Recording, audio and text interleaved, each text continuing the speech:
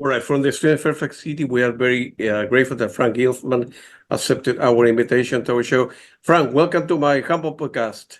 Thank you very much, Claudio. Thanks for having me. No problem. Frank, let's go to the beginning in your life. Were you born like in a musical family? Were you, I don't know, taking piano lesson, guitar lesson when you were a little kid? And Um, no, I wasn't born to I was born to a very kind of poor working class family, and but my parents used to listen to a lot of music at home. Um, they listened to uh, I think everything from rock and roll to operas, and everything they could put their hands on. So we had a lot of. My dad had used to have a very large record collections, yep. and so I grew up listening to everything, and uh, and I think mostly it was kind of like classical music, Yep.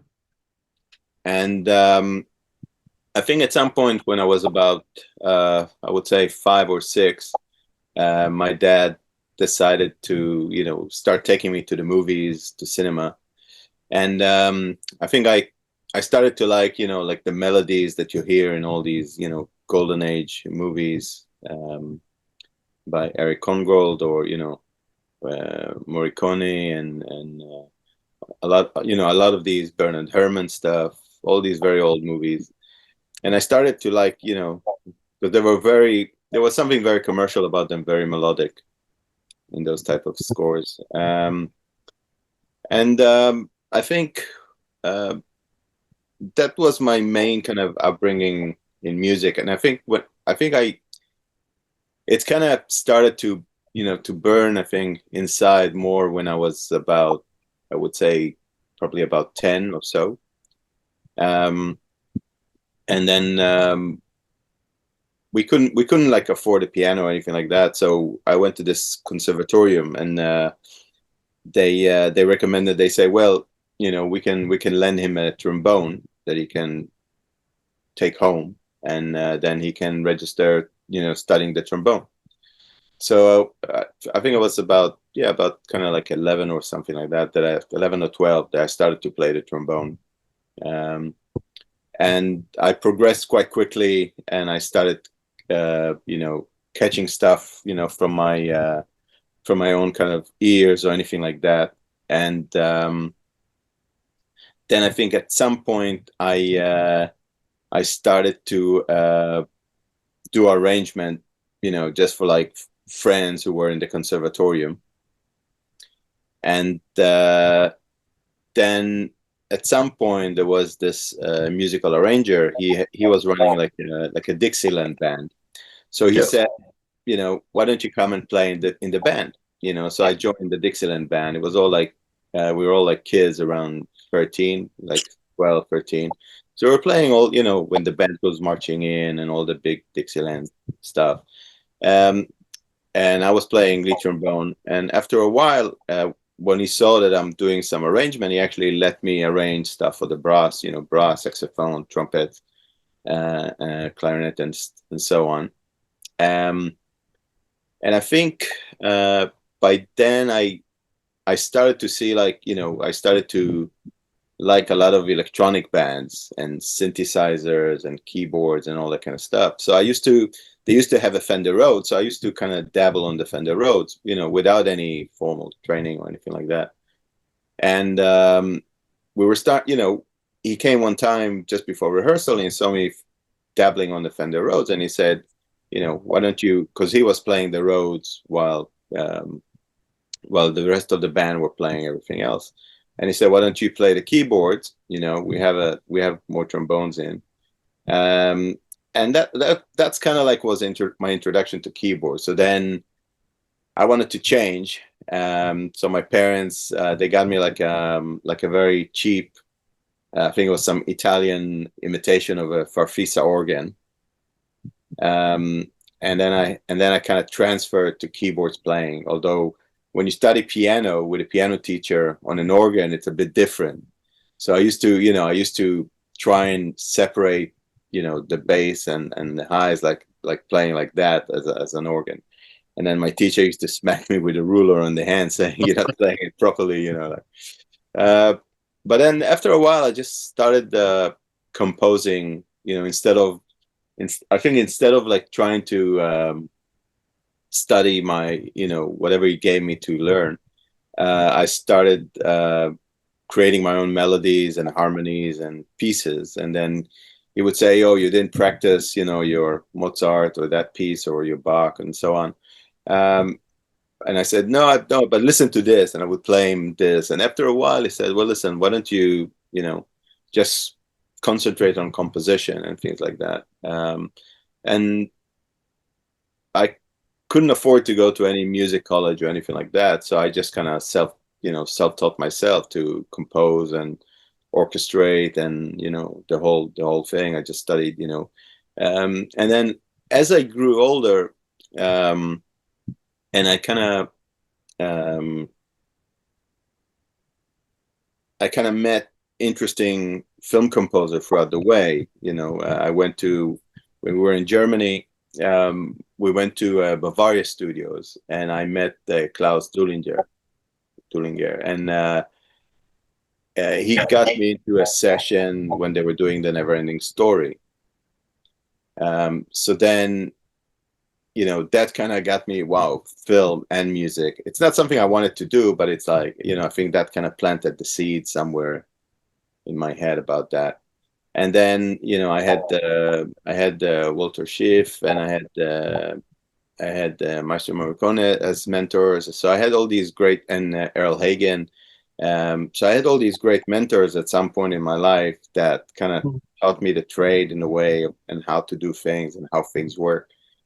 And they just said, just it's a lot of it is improvisation, and it's very intuitive. So that's basically kind of how my path was shaped into film music. Good for you. That's a good story. Why do you think that people Claudio, like hold on. I need to plug the battery to the computer. no problem. Yeah, take your time. Don't worry. Don't worry.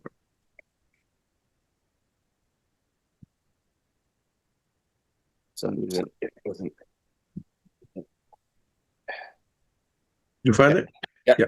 Okay. Why do you think that people like in general that people like Pino Donaggio or Jerry Goldsmith or Zimmer, Hans Zimmer or John Williams, and Ennio Morricone and many, what do you think they're so good? What's so special about them that they're very famous? I think a lot of them, like, as all these guys you mentioned, and if you take Thomas Newman and Yeah. Herman and a lot of them have their own voice, and I think that's something that's very special. And I think, if you have your own voice and your sound is authentic to yourself, it's kind of differentiate you from the rest. And I think that's something that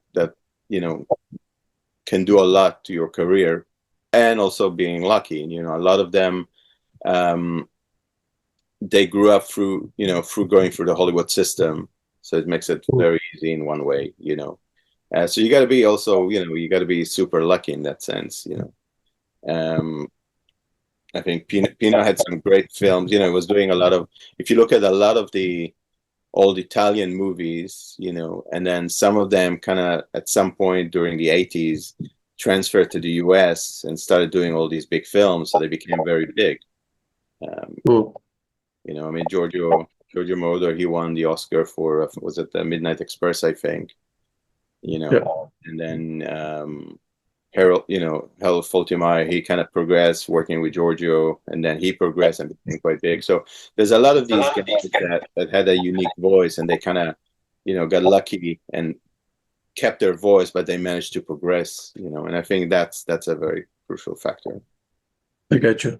Your business, as a film composer is very complicated, and it's very difficult to make a living, I imagine, because there are a lot of people there that play keyboard, play piano, and they want to make it big, so to speak. And but it's probably 1 in 30, or 1 in 50, or 100, whatever, they could really make it, right? To make a decent living, right? Yeah. Where they can do several films scored on the year, so right. And Of course, not everybody will become. I don't know. Hans Zimmer make a lot of money. His music is great, but because I'm not a musician, I wouldn't know that his stuff is twice better than or 100 times much better than the other. Right, right. And Yeah, music is a. I mean, music. Even film music is very subjective. When you see, when you see a movie and you think, some people say, "Oh, the music was so on, and why did he do this or that, or why did they do this?" So a lot of times, especially when you do a movie, it's. I would say it's. You know, you have notes from the director, and that's what the director wants, and the producers. It's a lot of, there's a lot of psychology behind it and politics of these people, they want this, and so you have to, in a way, sometimes you gotta satisfy everybody, and they do test screenings on movies, and then it's enough for somebody in the audience, even if you have a movie that's score and the songs, and they say, what do you think about the music, and somebody will say, I didn't like it. They won't say, oh, it's the song or it's the score. They'll think it's probably the score, and they'll start changing things. So you get there's a lot of elements that can influence, I think, what you do on with music, and how people will then will see it and comment on it. But yeah, there's so many. There's a lot of talented people out there, and there's more and more, I think, people who wants to be film composers or media composers. I think today it's a much more tough market than before. Then again, there's a lot of,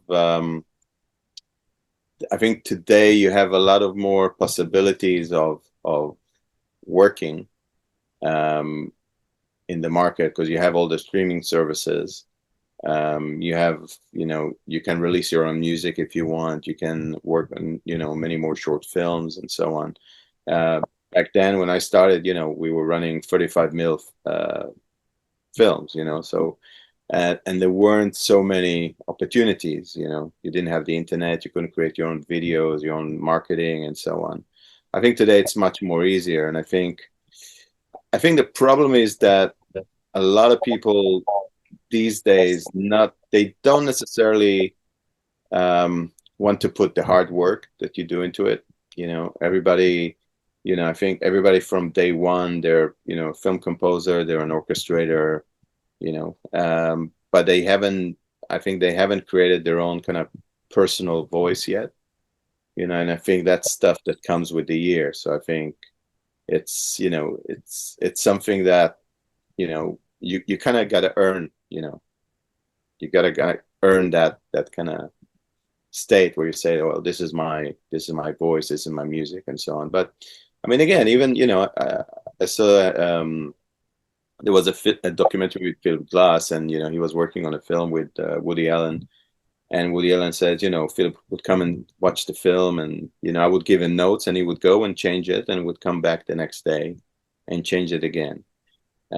So I think a lot of it is, especially when you do a lot of stuff, is you got to know to you got to leave your ego outside. At the end, it's nothing personal, even though the music comes within you, and it's from inside, but it's not personal always. It's not that you yeah, don't like the person. It's music is a subjective thing. So yeah.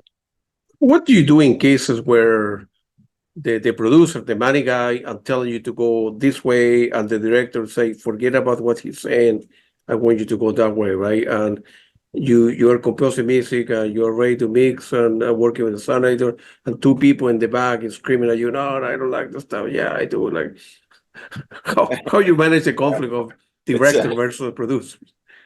uh, yeah, it's a I've been there a few times. It's a tough one. I mean, I've been on a film, quite a big film, and I was kind of called in. It was funny enough, they had already a composer on that film, and I think it didn't work out. And then the director, they called me in, and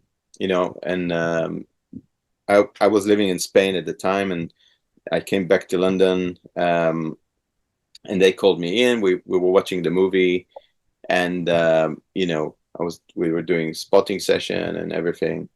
and then in the evening I went to meet the producer for dinner, and then the producer was, started saying, sorry, already during the spotting session, there were some comments from the director and about the producer and the production and so on. So you go, okay, I don't know any of them, but I didn't know the director before or any of or the producer. I haven't worked with them before or anything like that. So you just kind of nod politely and you say, okay, fair enough. And then I had dinner with a producer, and the producer, very, he was like six. He was, I think he won. He's got like 6 Oscars. Very famous guy. And he, we're chatting about the movie. We're chatting about the themes and how I see the movie and how he sees the movie. And then he started, having a whole going at the directors. And again, you're kind of like, you don't know any of them. You're not from any side, so you kind of, you sit there and you kind of nod politely and you go, okay. And then as we got into production, and the producer comment was, look, whatever they tell you, ignore it. You do what you want, what you think is right for the film. I'll come and preview, and the associate producer, and we'll come and preview and so on. And the music editor and stuff, but whatever they tell you, just ignore it.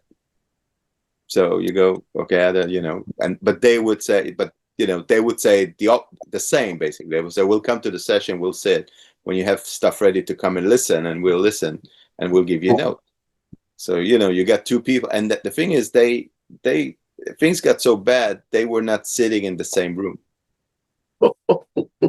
So when they were having sessions with me, the producer would not be there, and the same this. And when they showed me a preview of the film, they were not allowed to be in the room. So it was me, the producer, the music editor. There was some other people in the room, but they were not allowed to be in the room because the producer.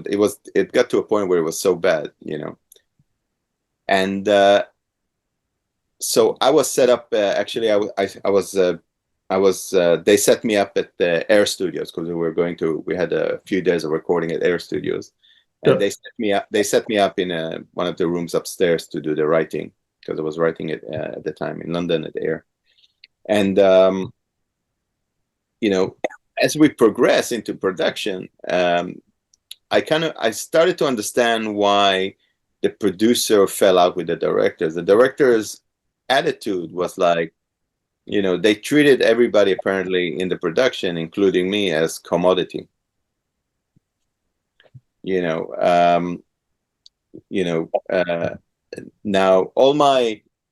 and the producer, for instance, I mean, production paid for me to be in London. They brought my wife to London. They put us in a nice apartment. They paid all my meals. The directors, would just come to sit down. They would watch cues and so on, give me notes, and they would go, and that would be it. The producer would then, he was over in LA. He was over from LA in London for while the film production was going on. So he would take me out to dinners a few times a week, and so on. He would come in and anything you need and so on. And you can see, so I can understand why everybody was falling out with the directors.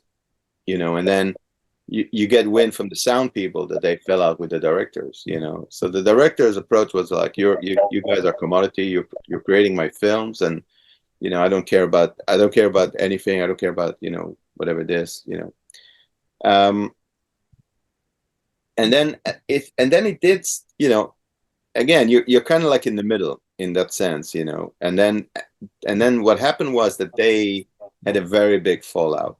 Where the production then started telling the directors, okay, leave the, don't interfere with the composer, don't interfere with the sound people, leave everybody, leave them all alone, let them do their job, otherwise we're going to kick you off the film, So they started to stay out. So then it was just, you know, me working with a producer and the associate that would come and listen to cues, give me notes, you know. He told me what's important for him, and that was it. And then that came through when we were mixing. We did a couple of weeks mixing the whole film in the dubbing stage, and it was the same thing. You know, it was my time actually to go back home, and then the producer called me and says, "Look, I want you to stay for the dubbing. I don't trust the directors; they're going to be there in the dubbing. I don't trust them. I want you to stay, you know, during the mix, you know, and you kind of, you know, if you have some notes, you put your notes." And you know, and that was the case. So I stayed for two more weeks throughout the dubbing stage, the whole thing, you know. And there were arguments, you know, that they apparently the directors, they took the film to some other sound people or something to watch the movie and give them notes.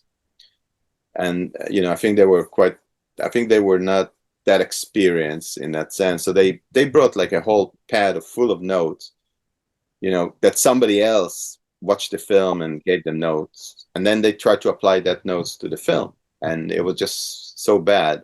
You know, they started an argument with the sound people, and then the producer came into a screening of the film. You know, they were sitting behind us where we were with the desk. The producer was sitting in the front with the execs and some other people. And they were, you know, watching the movie. Everybody's watching the movie, and it was so tense. You know, you can feel the hatred in the room. It was really bad. Sure. It was very bad. And you know, then the film ends. They switch on the lights in the dubbing stage, and you know, it was quite a huge room. And he gets up and he goes outside with his assistant and stuff and so on. And he said, "Okay, let's take a break." You know, so they're all like, you know, we're sitting there waiting. And then he came back, and he was just going at the director. He says, you know, he was shouting, "You destroyed my film. It's not, you know, the sound. What's going on with the sound? You can't hear the music. There's some effects that's too much, and there's like it's." You know, it's not a documentary, or it's not. It was like a whole, yeah. And you sit there with everybody else, with all the, you know, sound people and the dubbing, and we're like, it was very awkward, you know, to be in a situation like that. But you know, those politics sometimes they happen. You just gotta kind of navigate through them in a way, you know, without too much, you know. You got to learn how to swim among sharks. And I've been in a few of those enough time to kind of know, you know, how to kind of navigate that, you know, without, you know, losing it. Yeah. yeah, you mentioned Earle Studios. Is the facilities of, let's say, Earle Studio better, the worse than Abbey Road? Of course, everybody knows Abbey Road for the Beatles and George Martin kind of stuff. But I think at the end of the day, if you are composing a film and you have your arrangement and there is a small ensemble of people, you know, it doesn't make a difference for you to see the facility that you are. It depends. I think, you know, I've been, you know, I've been super lucky throughout my career. I think most of my recording were done either mostly at Air Studios and Abbey Road. Gotcha. I got you. Good And for then you. we did some other studios in London, like Rack and a few others. You know, and even my low budget films in some way I've managed to do in you know, at Air at one point or another. So I Okay. Yeah. you know, I've done maybe one or two, I think, in Europe. I've recorded in Berlin, which was very good as well. But a lot of it is not just that, you know, it's not those two studios that are, you know, they're like, you know, the you know, the engineers and the Pro Tools op, and you know, all the crews that work there, they're like, you know, like a Swiss clock. It's so quick. They know on, you know, it's like in America. Everybody knows what they're doing, what they need to do, you know. And those studios, all of them, they sound amazing, you know. You can't. Gotcha. Yeah. It's a different sound, you know, between Abbey Road, because you have Abbey Road 1, which is the big scoring stage, you know. Mm. And you have Studio 2, which is the one that the Beatles is, where I recorded a few times at 2 and I recorded at 1. But number 2 is it's more dry compared to Studio 1. Studio 1 is where you want your big orchestra and everything. And then you have the big hall at Air Studios, which is huge. And I would say, that also the level of musician in London, is amazing. The way that they're so fast sight reading, it's incredible. Nobody sees the music before, even if it's a complex score or anything like that. A lot of meter changes and so on. The level that these guys operate, these musicians, is incredible. They're like the best in the world. They're so quick with the sight reading. You do one rehearsal and you do maybe one extra take for safety, or maybe one more for safety, but usually it's 1 or 2 takes and it's done. It's so quick. Wow. Yeah. Wow.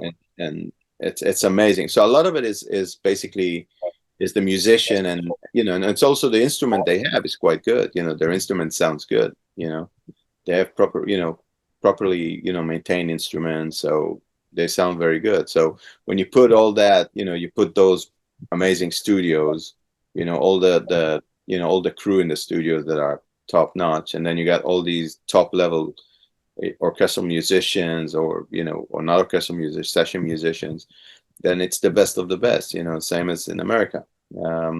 I think in London, one of the differences is we don't have that kind of system of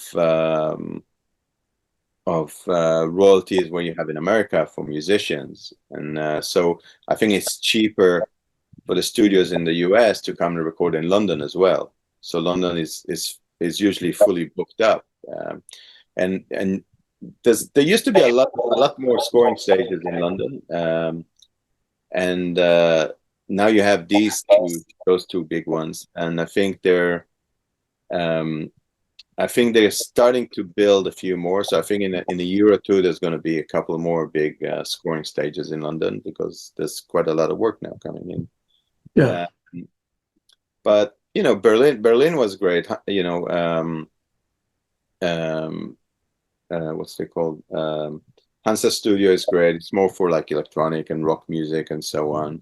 Yeah. And you have and you got the other big studio, which is based on Abbey Road. It's just a bit narrow in the height, which sounds great. But again, the level of musician. If you get the Berlin Philharmonic to perform your score, like in one of the scores I've done, they're amazing orchestra. So you can't fault anything.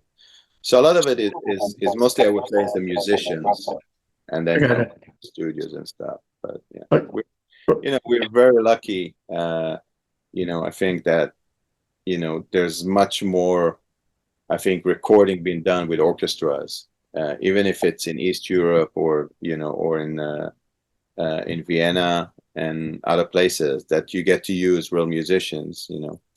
I mean, I always found, if I take a smaller group of musicians, and you orchestrate it properly, and you put them, say in Air Studios in the big room, you will get as big a sound and a full sound as you would use a 65 piece with only a 30 piece.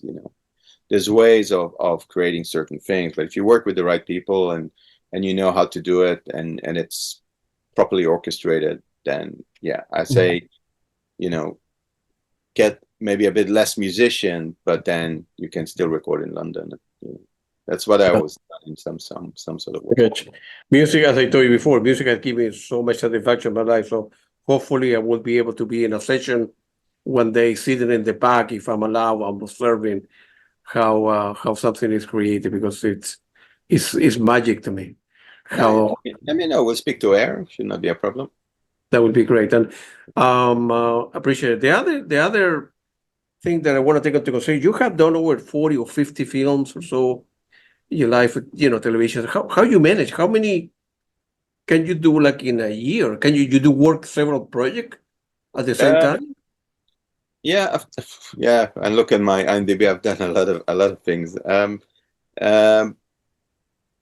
I mean, these days these days you do have a lot of kind of factories, or you have a lot of co-writers, that they you take the film, and you create like the theme maybe and the palette of sound and so on, and then you have other people that will do the cues, and then somebody will supervise, or you'll supervise it and then you'll see how it works and so on. um but I think for me, um I think for me, every scores that I do is something that's, I work fast. I always, it's always been something I'm used to do. So I work fast.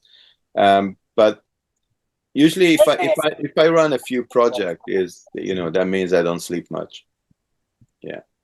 But Well, again, I do most of the writing. There's a few times where some project were overlapping too much, and then I got a few friends composers to come in and do a cue to, obviously I'll have to supervise it, and it has to be done with my with the same sound I'm using and so on. But most of it I'll do the writing, because I'll do even a lot of the, I do a lot of like the synth programming, and all the synth behind me and stuff. I'll actually do a lot of the programming.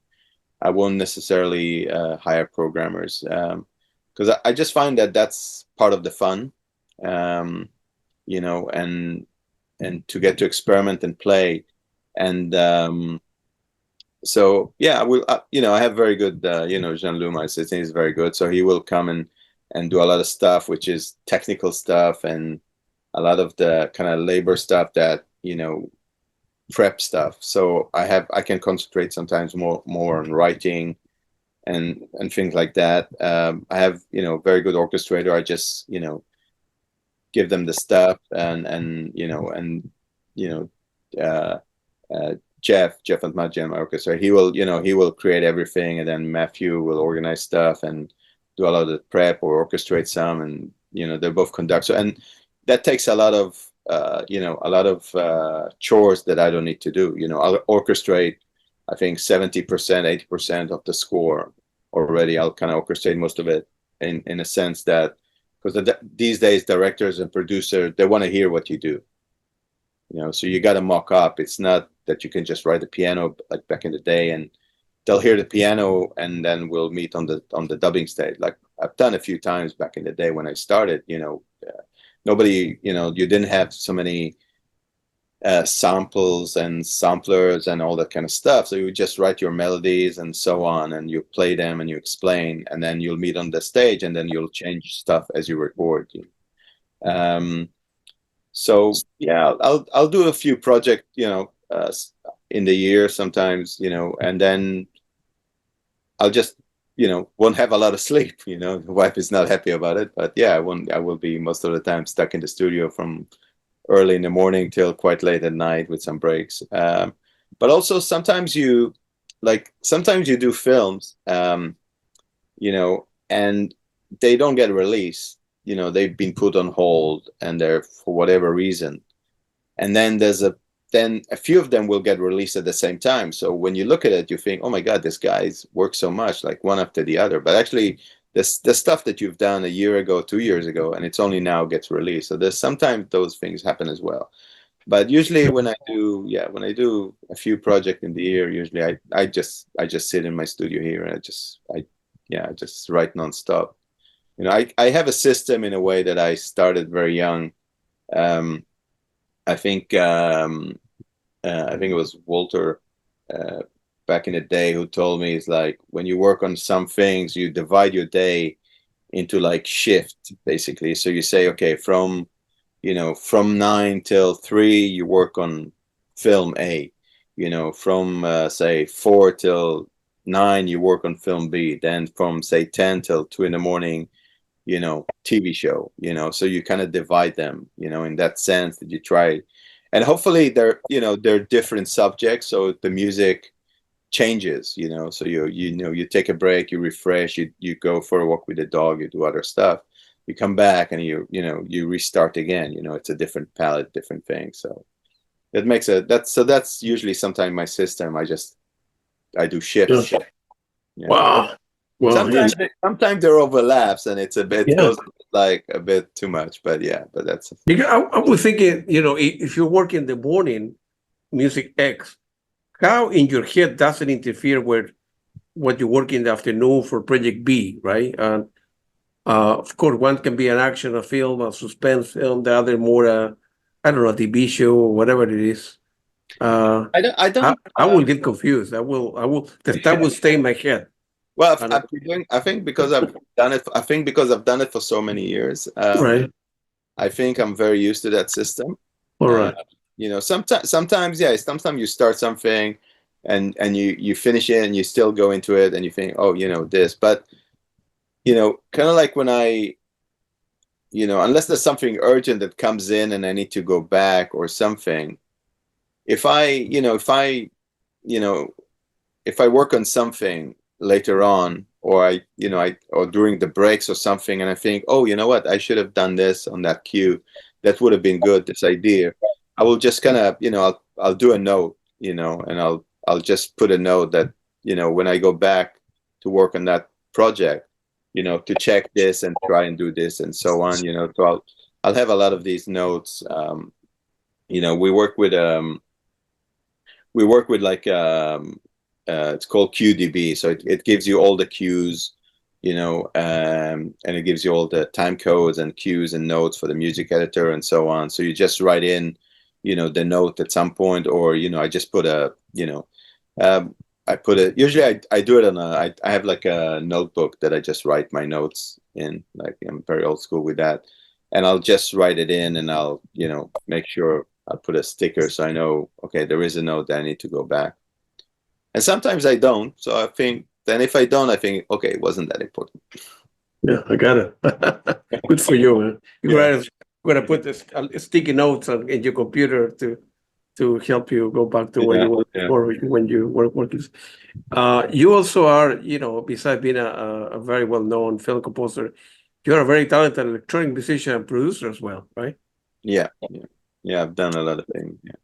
Good for you. What do you what do you think that if you look at the plus and cons, right, for a producer, what's the most difficult thing and are the more uncomfortable thing and the most gratifying thing to be a producer versus being your own composer to write your own music and also I think when you work with when I used to do kind of back in the back I think in the 80s or 2000 or so on, when I used to DJ a lot and I used to do remixing, you would just get the stuff on the record label, you do a remix, or you would just do your own thing, just release it as a white label kind of stuff. You didn't get much, hassle or anything like that when you do a remix, and then they'll change some stuff if they want to. And they would trust you more as an artist back then, than today. Everybody giving you notes and everybody, think what would be best. So in that sense, there wasn't much, interference. I think when you work as a producer and you work with you produce a band or you produce a singer or you write a song and you produce a song, even if it's for a movie or not for a movie, and you bring a singer in, then you have, like, obviously you deal with the singer. Depends how big is the singer, how big is the ego. Some of them are super cool. They come and you work with them and you meet them and they're great, and you just do the song and it's all great. But some of them, they come with a whole entourage and there's marketing people and you can't do this. So you have to address them like this. Then again, you deal with all these kind of like small kind of like politic nuances that you need to kind of navigate. I worked with with the late Marian Faithfull, and we, she was like a true diva. She's an amazing singer, performer, and and you treat them as they are. They're bigger than life in one way. Still Yeah, very professional in that sense of how they sure. they show up to the studio. We had the London Symphony back then when we did the song for David Bailey and everybody, and they were, she came in and we recorded the orchestra and all the session musicians and everything, and then we went for lunch. Then through lunch she showed up and she started to say, "Where's everybody?" So we had to rush back in and start get the song going and recording with her and stuff, and let's do another take, let's do this, and so you do all of that. Once they finish and they're gone, you just deal with you deal with the record label and so on. Gotcha. And then when you kind of like when you do your own stuff as an artist, the only thing that that that's the kind of judge, jury, and executioner is me. Mm. And when you do it, it's I try to kind of disconnect myself from that kind of media, from film composing, because film composing is restricted with notes and time codes and what the film gives you. And when you do stuff for yourself as an artist, if it's electronic music or experimental music, you say, well, I just want to go with that. I'm trying not to think. I'm trying not to think about doing something melodic. I don't want to be structured by chords and melodies. I want to create something that if I hold a chord, it could be for 3 minutes, just a hold chord and some other movement from sound and some more abstract, uh, materials, than just like saying, okay, it's boring. I want to try and break certain boundaries. I want to experiment. I want to experiment with sound, with noises, with elements, that I don't get necessarily. So I think as an artist, there's something a bit more freeing than doing, it's like you give a child some colors and you say, and you just kind of do it on a white paper and just create a lot of colors with no structure in a way. So for me, that's a bit more freeing to do. Sometimes I find for myself there is a bit of a struggle, because I tend to go to structure, um, and how I would compose a film, um, and because melody and harmony is very important to me, so I tend to go back to that direction. But I try not to, I try not to go that. So sometimes there is a bit of that fighting within me. Oh, no, no, no. That's, don't go to the normal kind of route that you know how to write some chords and how you do the movements. Try to stay away from that. So for me, my private kind of electronic projects or orchestral projects I try to make them as different as I can from my film scores. It's Like good for you. yeah. Good for you. I was listening to several film score from you last night, the last 3 days, and I have like 3 or 4 different one, if you remember. The one that I like all of them, but bitter seeds, and Oh, explore good. the role for of linear of modern agriculture and so on and so forth. How you end up putting it together? That's a great piece of work, Um, man. this one was one film from a series about the environmental and corporation impact on certain cultures. And when it got to Bitter Seeds, it all takes place in India, but Mm. it was taking place, I think, it's one of the small villages, I think, in the north of India, and it's following the family of farmers that they deal with all the cotton and the kind of artificial cotton that they have all these chemicals that is very bad, and then they couldn't produce, so a lot of them committed suicide. And one of the things that we discussed during the when I watched the film and with the director was that um, he wanted like proper authentic Hindu music, but within India, there's different rhythms and different um, sub music for each region.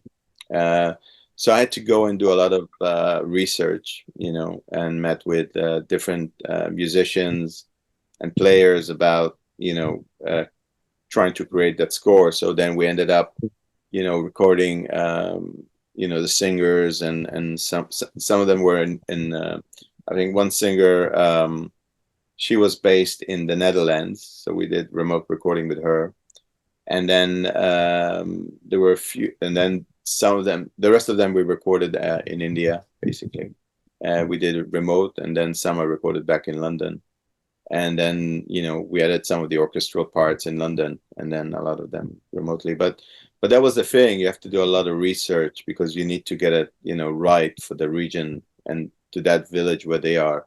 So the director, who was I think he was doing some filming, so um we spoke on the phone, and then he was speaking to some of the farmers there who would play instruments, and ask them about so I could have a chat with them, because there's some of them were speaking English, and some we needed a translator. I can ask them about what music they were playing, what folk music they were using, or they used to play in the village, and so I can incorporate that into the score. So for me, it was very important to be very authentic, to what the film was. Good for you, man. Another movie I really like, A Mistake. This for 2024. Oh, the Elizabeth Banks one, yeah. Yeah, what it's a drama that delivering to the consequence of critical surgical error. Um, Feel free to elaborate on what memory do you have for creating that one. This one, funny enough, this one was a rescue job, and it was supposed to be a very very quick rescue job, and I got a cut of the film like in the middle of the night. I had a call, from the producer, who was somebody I worked before, and he said, I know you work fast. I have a film, that needs rescue, and can we send you a secure link to watch the film, and in the morning, and let's do a chat, and then see what you think, and then we'll have a meeting and then we'll do a Zoom with the director, and see what you think, and see what she thinks about it. So I watched the film, which is a very it's a very slow pace, somber, very kind of deep, emotional, melancholic type film. It's very slow paced, and I watched the film a few times, and then I had a chat with the director about it, and I think she, because they already had composers on the film. I think there were actually two composers maybe before me on the film. She said, would you write, would you do a pitch for the film? Would you do something for me to, because I'm a bit, I don't want to, have another risk about it, and so on. And I said, I'll have a look on the film and see what, because I kind of told her what my musical idea would be, and so on, and I said I'll have a look and see if there's a cue that I find in the film that I can kind of do a quick sketch, and that I think can incorporate, Liz Taylor, the Elizabeth Banks character, the main character in the film, and that can capture her kind of sense of mood throughout the film. So I was going through the film and I couldn't find one, because the director said, well, you can do the opening and this and so on, or the producer suggested another cue, and I said, but they're too inside the film. They don't really catch, they're kind of like underscore more than anything. And as I was watching the film, I got to the end. So the whole end scene is like about, I think it's almost like 4 minutes of the main character having a meeting with the parents of the girl who died during surgery, and the whole thing, that the whole thing that happened. So as she, there's some sort of a resolution. It starts like in a way that, there's like as she walks down for 4 minutes, she's like walking through, it's just mute. There's no talking, there's no sound. It starts by, she's talking to the parents. So the score starts just at the end of the conversation, where she kind of apologize and admit the mistake, in a sense, and then she goes out, and then she kind of have that burden up, that sense of heaviness kind of, it goes away as she starts to walk for that 4 minutes till the end credits. And I thought that's the perfect thing to try and capture, her main character throughout the film, because it gives you a whole range of emotion in a way. And there's no talking, there's no sound, it's just image and music. And I thought, okay, that's a bit of a challenge, because it's 4 minutes to try and do a quick sketch and try and score. But I managed to, I said, okay, I need a day to come up. I got an idea. I take a day. I sketched it out fairly quick, actually, with the melody and everything, because I already had that kind of working in my mind. I sketched it out.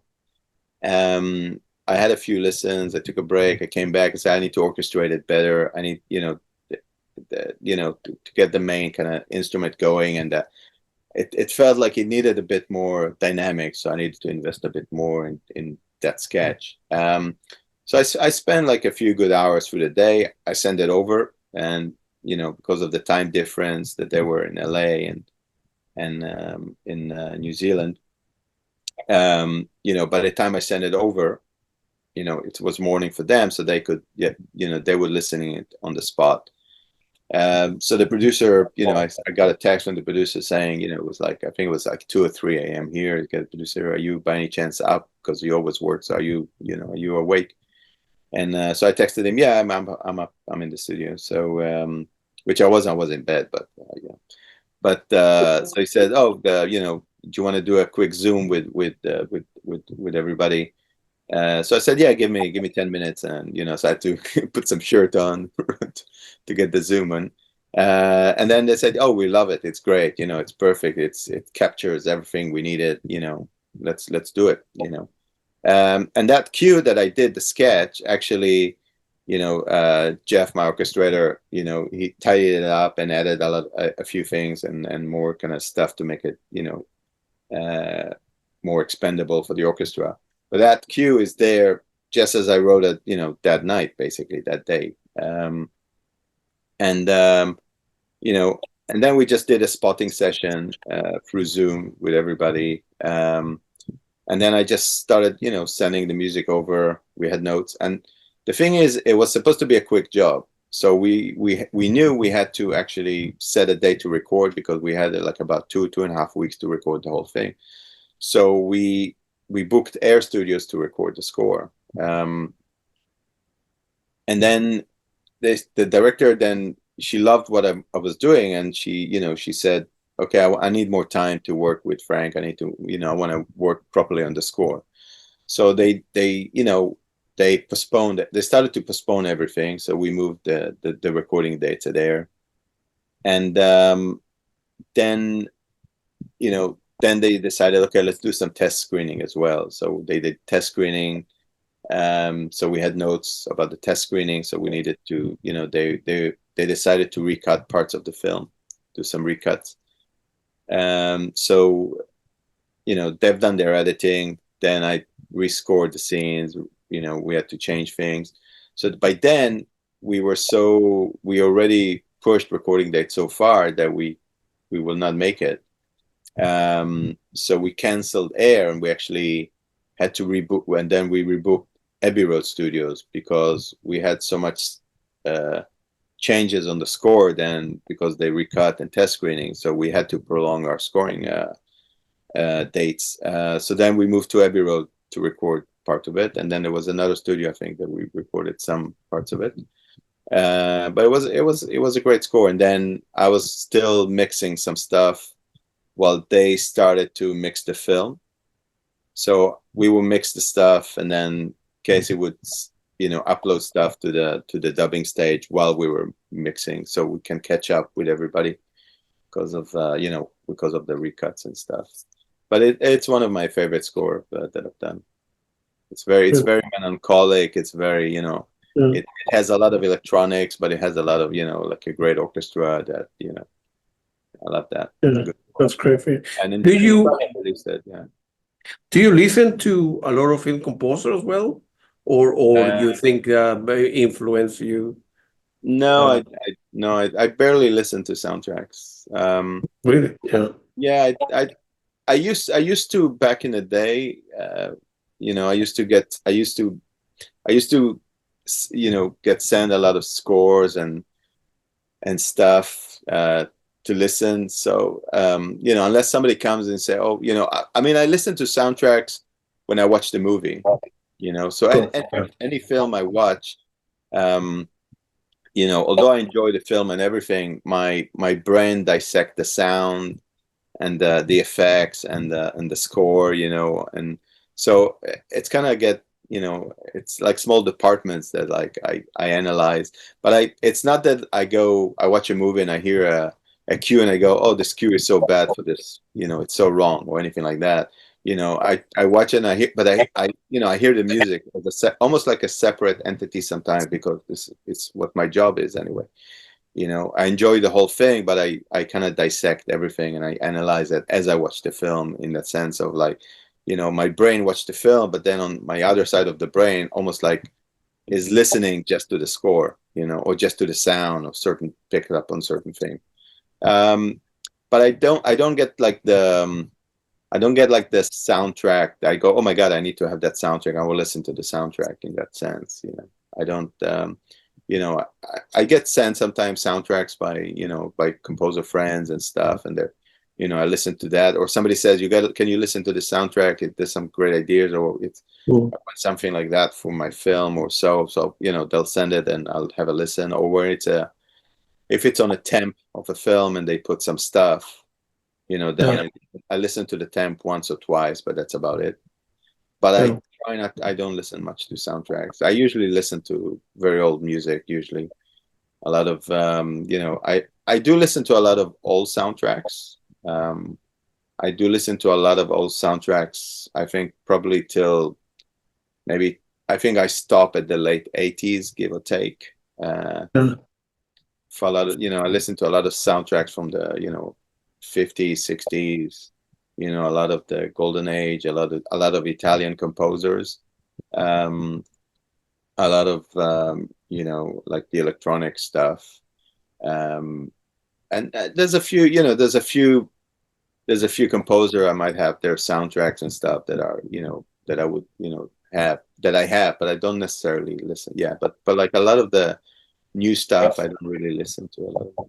I try to kind of differentiate, I got you. Have you done any work with Adele as well, or in the Airedale? I recorded a few times at Airedale. in the studio? In that studio. I recorded a few films in their studios. I have a few. I have a very good friend, Chris Barnes. I think he did an interview with you, maybe. Right. He's a fabulous composer. We're not just composer. We're best friends. So I think he's with Airedale. Funny enough. All right. Yeah. So I know them. They're good guys. I know Maggie Redford for many years as well. Good. Yeah, that's another famous place. It's another movie, Robin, a film that I think you composed that with Antonio Dublin as well, right? Which one? Robin. Robin. Yeah. That was a fun one. Robin URO. I don't know what the URO means, stand for after. Well, URO is it's kind of like the Danish name for the film. I see. It's a Swedish Danish thriller. Yeah. So that was the kind of Danish name, and Robin is the more international name. Yeah. That's a very good music as well, man. Yeah. We used so Antonio. Funny enough, um, he's a very talented electronic musician. He uses buchlas and a lot of that kind of experimental electronics. Um, and he did a film. He did a film before Robin called LFO, which funny enough, he scored the film. And I loved the score that he did because it was all this kind of electronic music, but it was very, very experimental, experimental music. And and then when I got approached, and we kind of became friends, and he goes, "Oh, I'm doing this movie, and I want you to score it because I love the scores you do and stuff, and I want you to do it." So I said, "Well, I'll tell you what, if I do your music, if I do the score, because I knew that it's a thriller, and I know Danish movies, and they have all this kind of misty elements and film noir elements, and and I said, then you gotta come and score the film with me and do the electronics, and we gotta collaborate. If I do your movie, then you gotta do the score with me." And yeah, so then he would kind of we'll have discussion on the film, and we'll do a spotting session, and I'll say, okay, I'll create the cue, and I'll come up with I'll create I'll write the cue and stuff, and it'll be the orchestral parts, and then I'll add my electronics, and then I'll send it to him, and he'll create his electronics, and then he'll send it back to me, and then I'll take it in, and I'll put them together, and I'll say, okay, that interfere with my electronics, so I'll take my electronics out, leaving his electronics. So I'll say, can you do this, but like on a more kind of slower pace, on a slower pulse, or so on, or that kind of stuff. And he will send me something, and I'll sample it, and I'll add it in. So it was a great collaboration, So yeah, it was good fun. So it's a very dark, and we recorded the orchestra. That one was recorded in Rec Studios, and then we recorded in Rec Studios. We recorded then some other musician, and then the rest of the electronics he recorded at his studio in Sweden, and then here in London, and then we mixed everything in London. So it was really good fun because it's very experimental. Yeah, it's very good. Killing Girls. It's another one that It was a hard documentary, that one. Yeah. yeah, it's I believe it or not, I have not seen. I listened to the soundtrack and the link that you sent me and the stuff there for the fact. There's a lot of movie I have not seen. In my life, I have seen a lot of movies that I don't have the film score, and vice versa. I have a lot of film score that I listen to because I like that band of music, and I have never seen the movie. And I try to imagine Yeah. what the movie could be like from just putting my headphone right and listen to a CD or a vinyl or whatever. And I mean, yeah. I mean, Killing Girls was it was a very tough one. Funny enough, it's a documentary. It's yeah, not. It's a documentary film, and gotcha. I mean, I wish somebody would give me a very kind of fun documentary to do, but I don't get fun documentaries. I get sometimes very heavy, Yeah. emotional, very kind of macabre kind of documentaries to do. Mm, That one, funny enough, so that one is it's about late term abortion mm, in St. Petersburg. So the yeah. director he filmed all these girls in this hospital in St. Petersburg, and these are girls that you know uh, they could have been some were raped, or some by accident with a boyfriend. Some of them were very young, 16, 15, 16, Yeah. and some of them they didn't realize they were even pregnant till a quite a late date. And Wow. obviously some are they're very poor or anything like that, so they didn't want to have the baby for whatever reason. uh, Mm, so they go to this hospital, and they perform kind of late term abortion. um, and he got access to film some of it. He filmed some of the abortion themselves, actually, inside the during the surgeries. And he was talking to the to the nurses and to the doctors and the people who perform the abortions. It was a very, very, very heavy subject. Um, and funny enough, we met in a film festival at a time. We were on I think we were on a jury or something like that. And he said, "Oh, I've seen some of your film," and he said, "I don't know if you're interested in doing this documentary." And when he told me, I thought, "Oh my God, this is like really heavy subject." Mm. But I haven't seen any footage. He said, I'm just finishing the edit of the, it's like a almost 3 hour assembly. Um, you know, I'll come in and we can watch it, and we'll have a talk. So I went to I went to the editing uh, suite. It was in Dublin. So I came to Dublin and to watch it, and it was like, I mean, it was 3 hours. It was like such a sad film, very sad. A lot of compassion. I mean, the film doesn't take side if it's right or wrong to do an abortion. It's about the people and the girls who are doing it and whatever. The film doesn't judge them, in that sense. It's all Sure. about the story. It's these couple. It's like, I think there's like three or four of them, and it's their stories. One of them decided to keep the baby, so it followed their kind of path through the hospital, and then obviously after, and then it talks to the staff in the hospital and everybody. Uh, and when I saw it, I saw a cut that was like an assembly in color. The original film is kind of like in a monochrome, black and white. It's very Yep. artistic, and it's more censored to the public. Yep. They did the censorship didn't allow us to show to the director to show everything.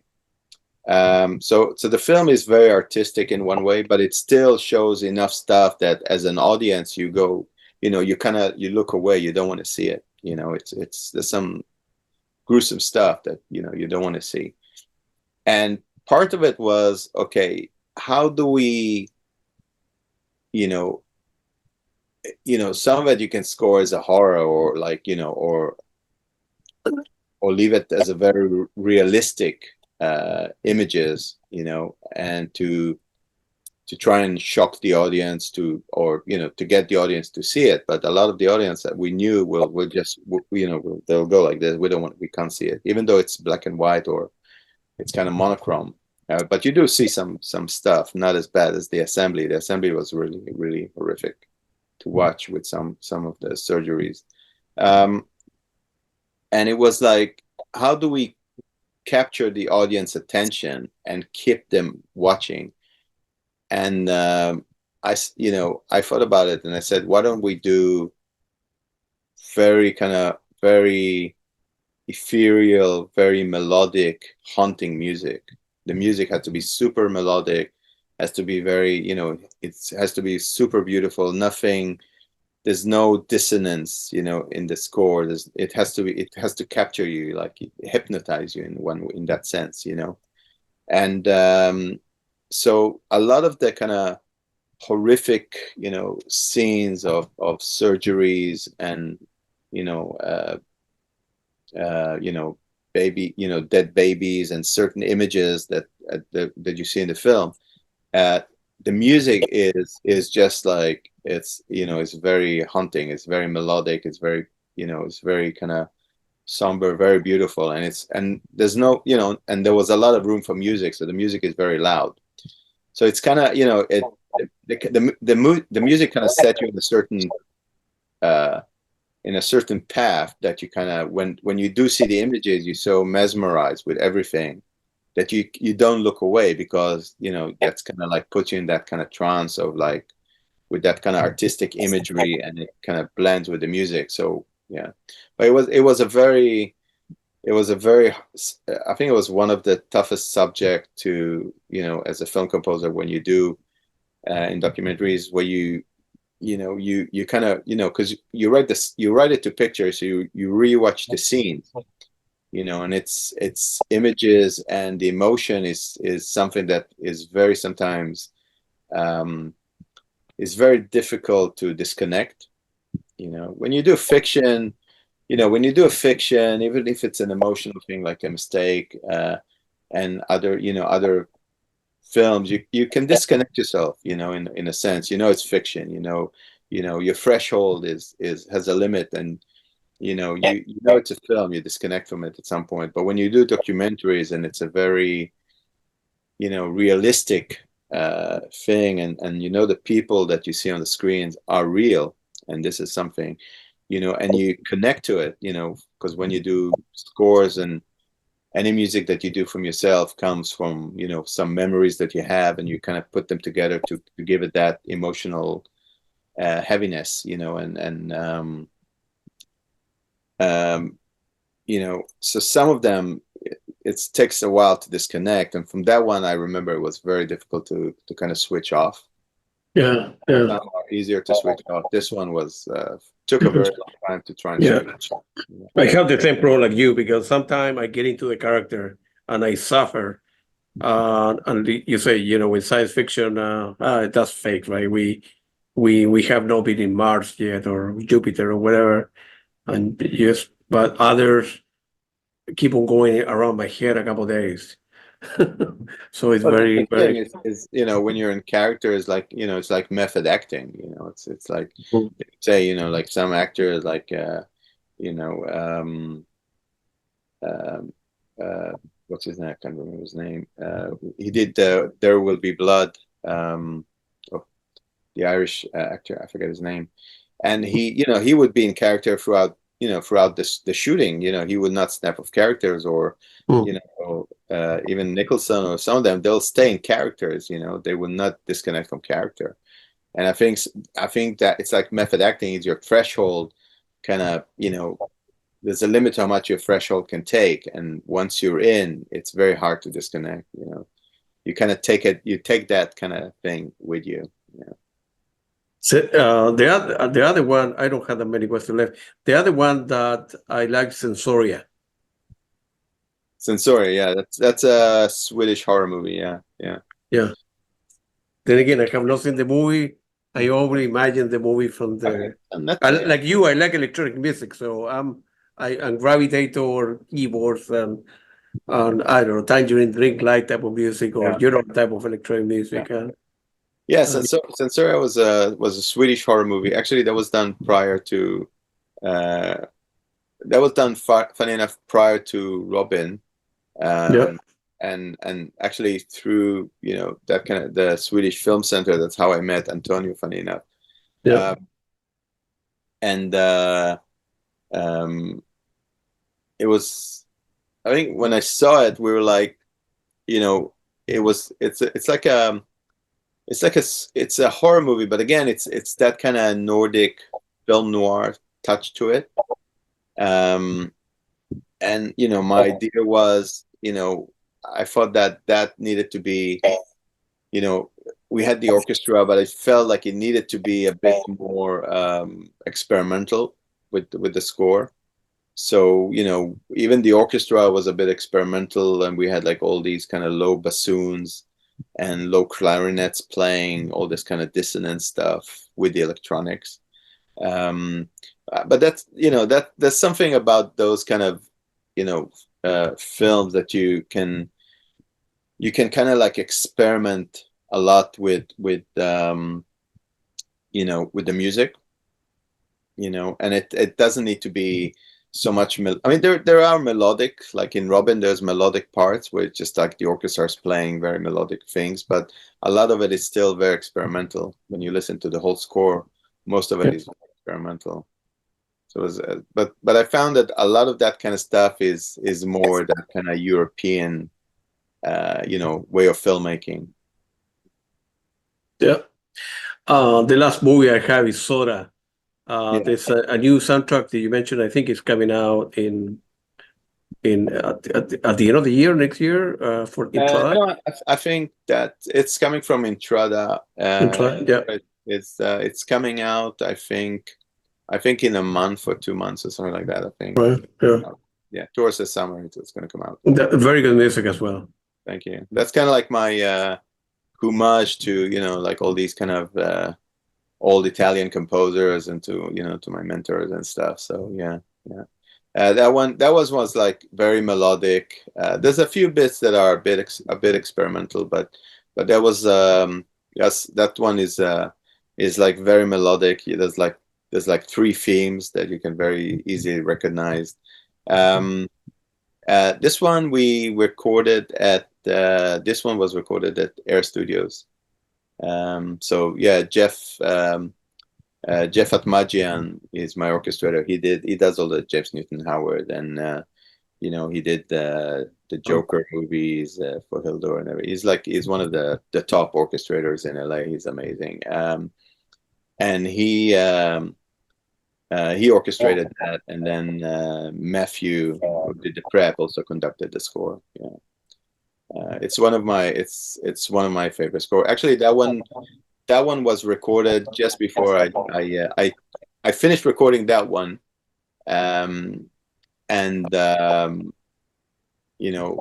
was like it's a very big emotional score. So it was very it was one of my favorite scores that I've done. And then straight after that, I think 2 weeks after that, I started on The Mistake. Funny enough.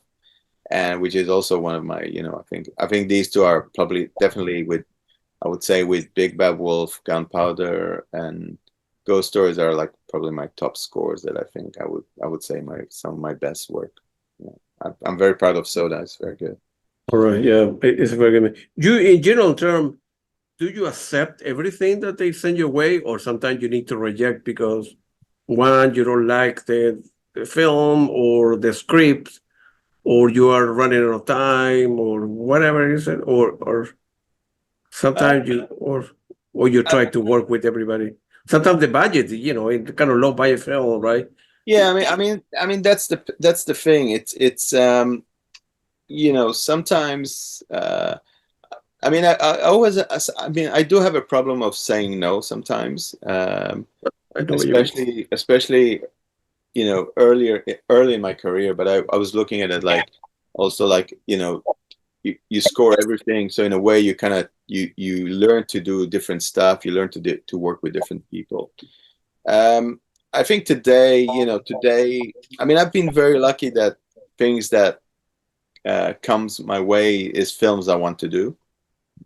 So I've been very lucky with that I never kind of I think I said no to certain things where you watch the movie and you go and what they want, and it's something you say I don't think there's anything I can contribute to that film from my side, or I'll say okay, it's not about say my fee, but do I have enough budget to do the orchestra? I'm not going to do I'm not going to do a film with this that it's fake orchestra, and there's and you want it to sound like not John Williams, but you want it to sound like a 80 like 100-piece orchestra with choir, but it has to be fake. So I'll say I'm not going to do that. Then you can't pay me much, fine, but then find the money for an orchestra and the whole things that goes with that. But otherwise, yeah, then I would say no, because I think it's not going to add anything. It's not going to sound as good as although as much as you can fake stuff, but then by the time all that work, you might as well pay musicians to do it, and help musician earn money and do proper work. So I think if somebody doesn't respect what I do, I don't think there's any point to work with them. You just becomes a commodity. Do you give in general royalties for every movie that you write the film, or depends of them? It The deal. depends. It depends. Like a lot of the studio movies or some of the movies from the U.S. Usually there are buyouts. Oh, Although like the legendary logo that I did for Legendary Studios and Warner, so that's a buyout. But then in Europe and Europe, UK, and so on, you do get royalties. yeah. Because there's the writer share, so you do get. So there's a lot of movies that are, that they are buyouts, but you do get shares because of, depends where they're been screened and stuff. Yeah, but again, once you did a film and you finish recording the score and everything, they own the rights for the score. So sometimes they don't want to release it, or they can use it for something else if they want. Depends. I've heard some scores on some trailers and stuff, but you go, okay, because it's owned by the studio, so if they want to use it, sometimes they can use it. So the rejector score sometimes when a director, try me out. Let's say if I was a composer, hey, I don't like this guy. I got paid. Then they go to somebody else, and then they go back to you, Frank. That movie that they pay me to do and it wasn't used, it belongs to the studio, right? It doesn't belong to me. So it isn't like I can recycle the stuff with another guy coming my way a year from now, or No, it's usually it depends. If you only wrote stuff, you haven't recorded it. I yeah, think it depends on the contract, but usually if you get fired and stuff, they're not using it. Usually it's yours because you got fired. yeah, They don't own the rights for they don't own the rights for their writing. They own the rights once, obviously. So I think usually if you get fired, you own the thing. But a lot of it depends on the contract. Sometimes you can write the score, finish recording it, and then it will be rejected. So they obviously own everything because you got fully paid, and yeah. they recorded and stuff. Um, I've I'm trying to think. I've written some stuff. I think that was or some cues or um, I haven't done a score that was fully rejected. I've done some cues or I've done some pitches or something, some ideas that were rejected and I never got the gig. But I never recycled them. Like they're on a file or their notation is somewhere around. But I never recycle it, or I wrote and I thought, oh, that's from that film that I didn't get, or oh, I don't have any idea. Let me have a look in one of my